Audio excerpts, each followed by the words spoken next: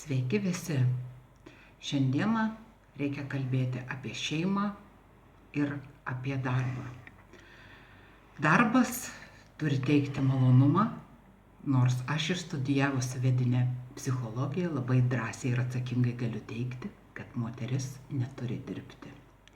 Nes darbas namuose taip pat yra darbas ir nuo jos gebėjimo įkvėpti vyrą, jisai tampa tikrų vyrų ir sugeba uždirbti pinigus.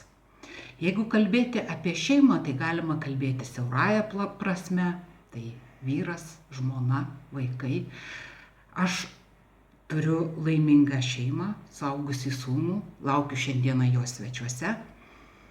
Ir galima kalbėti apie šeimą plačiaja prasme, tai tavo bendruomenė, tavo miestas, tavo šalis, galų gale planeta Žemė, kurioje tu gyveni.